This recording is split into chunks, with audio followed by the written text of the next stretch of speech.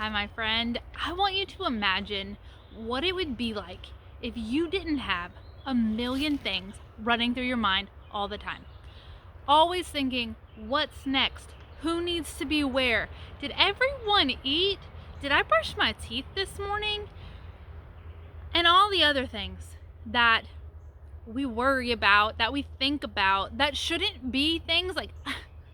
Before I had my son, I remember thinking one day, I don't think I put deodorant on. Like, how am I supposed to take care of another person if I can't even remember to put on deodorant? Like, that's insane, right? And maybe you've never not put deodorant on, but like, I definitely had this problem, okay?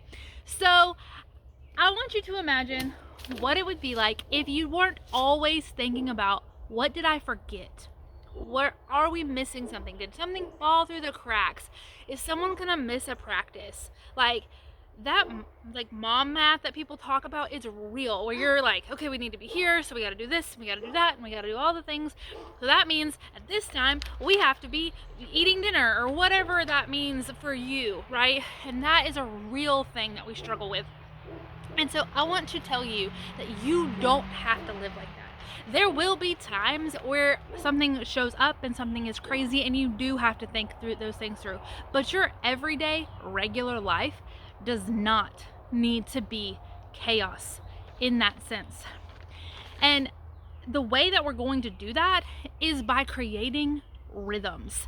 Having weekly sustainable rhythms for you and your family will free up your mind. It will make you proactive instead of reacting to everything, and reaction leads to overwhelm, and reaction leads to anger. And we want to live a peaceful life for our families and for ourselves. And so we want to be proactive.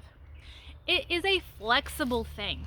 I know that people are concerned, and myself included, that if you create a schedule, if you're creating rhythms, if you're blocking out time, then you're in this box and you can't get out, and it just feels like you're trapped and contained. And I hate that feeling. I joke, and it's only kind of a joke, right? Like, I mean it, but I don't mean it, right?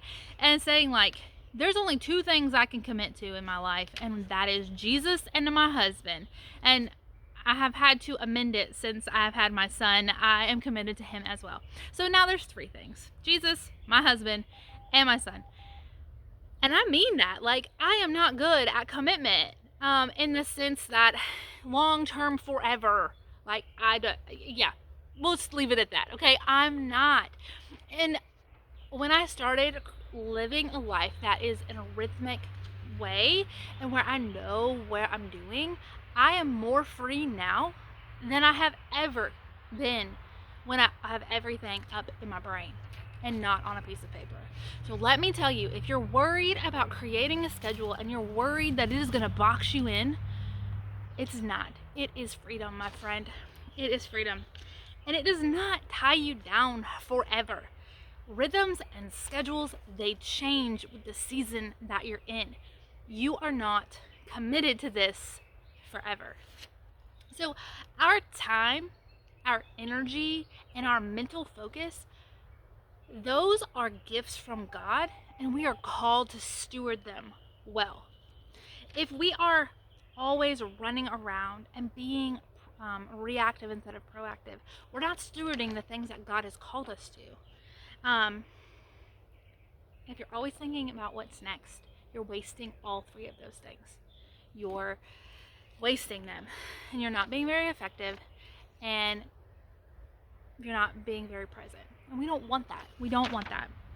Ephesians 5:15 through 17 says, "So be careful how you live. Don't live like fools, but like those who are wise. Make the most of every opportunity in these days. Don't act thoughtlessly, but understand what the Lord wants of you." Now, that is very clear.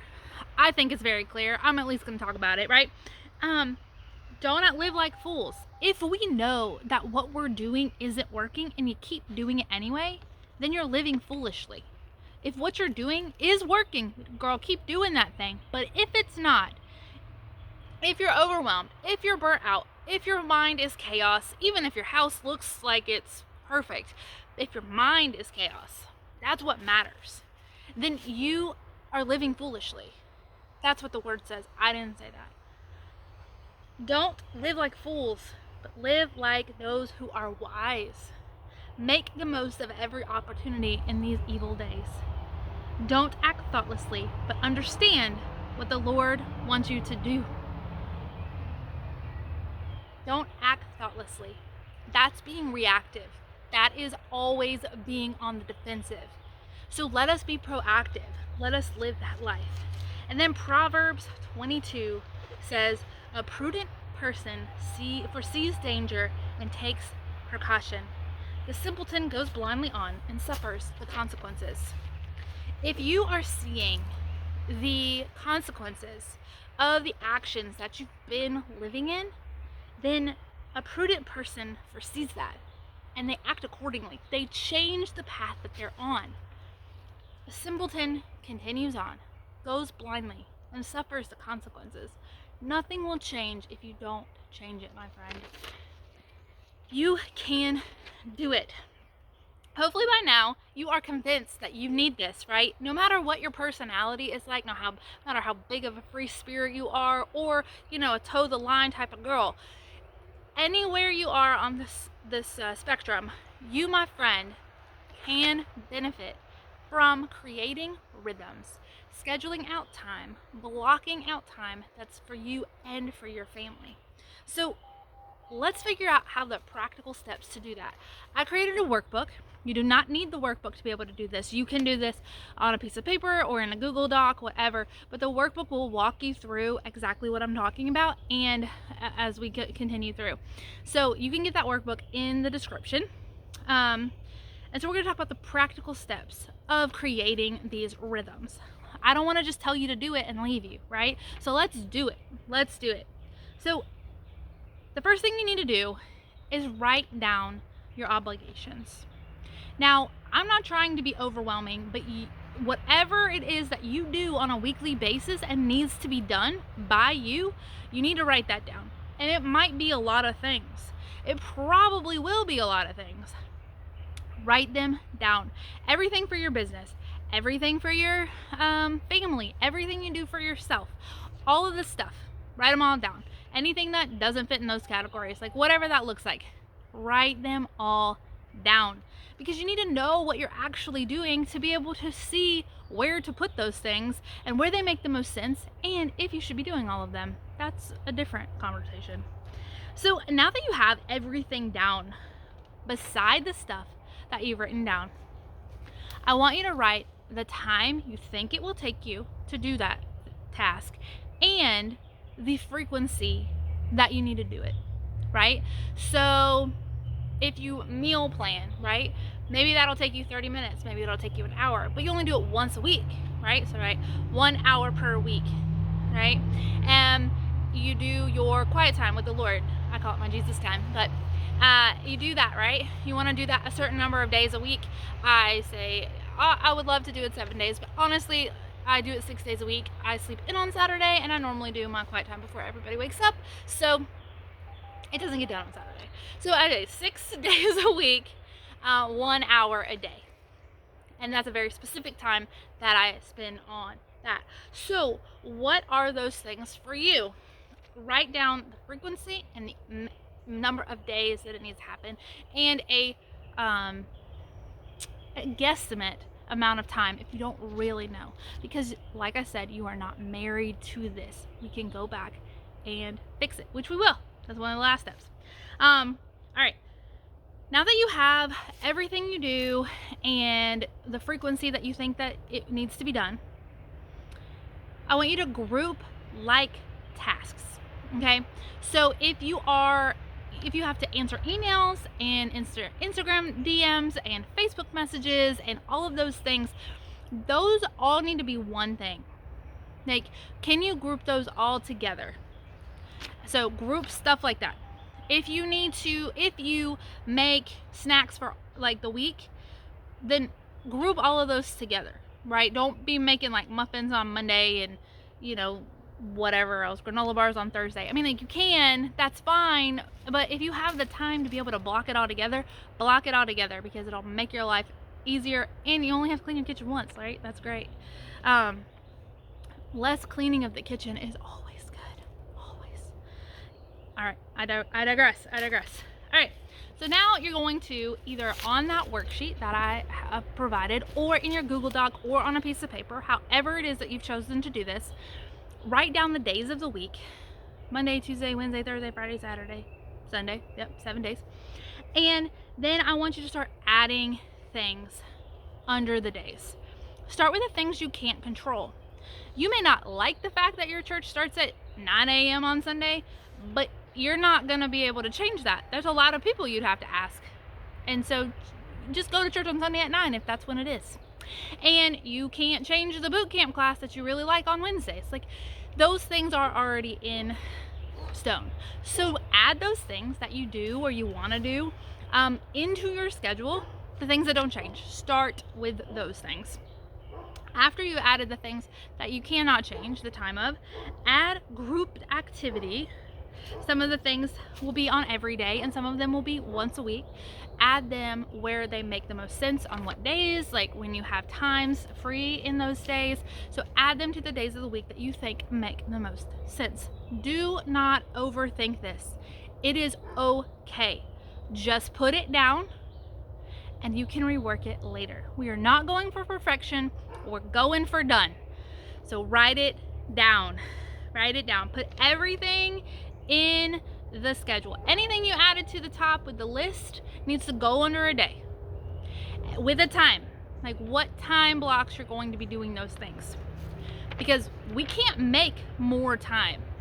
We have the time that we've been given, and so we have to be realistic with what we can get done in each day. So if you know something takes X amount of hours, but you only have this many, like let's say something takes 4 hours, but you only have a 3-hour block, like right here, it's not fitting. It's just not gonna. So writing the times sets up the expectations beforehand, so you're not frustrated because you thought you could get all of this stuff done, but obviously you couldn't. Not because you didn't try really hard, not because you weren't being very productive, but because the time wasn't there to get it done. Like, that happens. So put all of your tasks into the schedule. Now, this is another thing I want to just throw out there. Do not fill up every second of every day. Just because you have a block of time free doesn't mean all of a sudden now you need to add a new thing to your list. Like, it's okay to have some flexible free time in there. Please don't block yourself in in that way. I used to do all kinds of stuff, like even when after I had my son, like I like to go, I like to be around people, I like to see stuff, and I like him to experience things. But I realized that I was running him ragged. He would be tired or angry by the end of the week, and he's a very happy kid. But by the end of the week, he was kind of grumpy, and I was like, something's off. I kind of reevaluated what we were doing, and I realized he did not have enough downtime. So now on Mondays, we don't go anywhere. We go to an every other week Bible study at night, but we don't do anything in the morning. So we just play at our house. He takes a nap, then we play at our house. And it is very chill. And it is purposefully chill. And it's kind of on the schedule, but it is a free time for us to just be together. So I want to encourage you to not fill up everything with something that you quote unquote is productive, because downtime is productive too, and it's good for your soul. All right, so now after you've gotten all this stuff down, I want you to add it to a calendar. I have a preference for digital calendars because they tell me what to do when I need to do them, right? I add everything into my digital calendar because if not, I'm not doing it. That's basically just my thing. But if you really like a paper calendar and you actually use it, not that you just like it and it sits over there on your shelf, because I've done that because they're pretty and I like the idea of writing stuff down, it don't work out for me. But if you actually use yours, then do it. That's great. Put it in your calendar. Put it in there.